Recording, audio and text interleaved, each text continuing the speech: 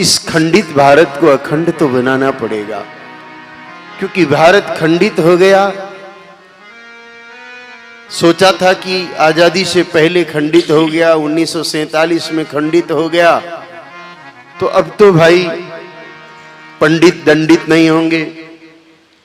इसी आस में खंडित किया था ना भारत को, कि भारत खंडित हो गया तो अब तो कम से कम पंडित भारत में दंडित नहीं होंगे। लेकिन सिलसिला रुका नहीं है। जिस हेतु से भारत खंडित हुआ था कि कुछ उन्मादी विधर्मी लोग, कायर लोग, जिन लोगों के पुरखे परिवर्तित हो गए, वो लोग अपने धर्म का एक अलग क्षेत्र में रह करके पालन करें।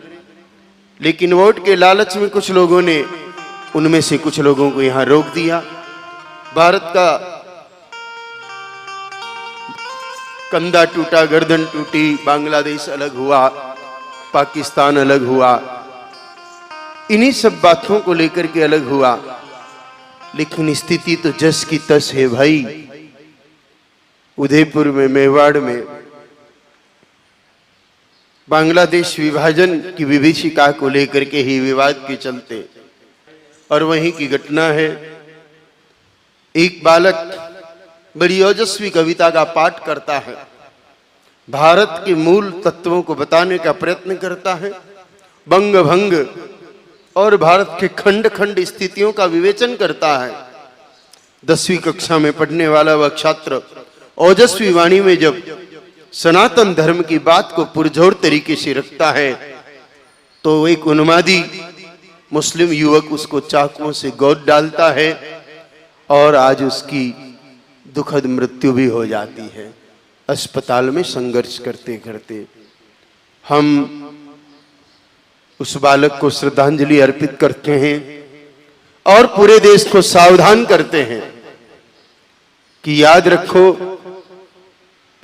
सांप का बच्चा 6 दिन का हो जाए ना, 7वें दिन उसमें जहर पैदा हो जाता है, और 8वें दिन अगर सांप का बच्चा काटे तो बड़े सांप के काटने से जिस प्रकार मृत्यु होती है उसी प्रकार मृत्यु हो जाती है। तो विधर्मी चाहे आयु में छोटा हो या बड़ा हो, उससे सावधान रहने की आवश्यकता है। बताया जा रहा है कि जिसने हत्या की वो भी मात्र 16-17 साल की उम्र का ही था। तो मासूमियत की कोई बात नहीं है। सांप के सपोले ही पैदा होंगे, सांप के नेवले पैदा नहीं हो सकते। इसलिए आप सबसे आग्रह है कि हम सबक तो ले। मुझे पता है कि हिंदू विरोध तो ढंग से नहीं कर सकता, पर सबक तो कम से कम लिया जा सकता है।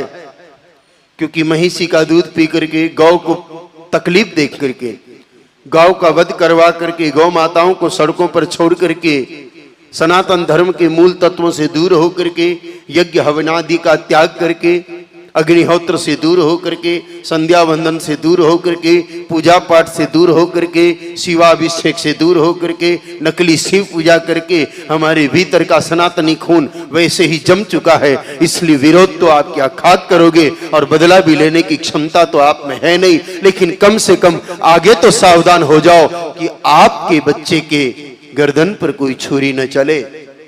इतना तो कम से कम कर ही लो। एक घटना से हम नहीं सीखे। उसी मेवाड़ में वर्ष भर पूर्व कन्हैया नाम के व्यक्ति का, उसी का मुसलमान मित्र हत्या कर देता है, और अभी 10वीं कक्षा के बालक का उसी का मित्र हत्या कर देता है। ये मित्रता के काबिल नहीं है भाई।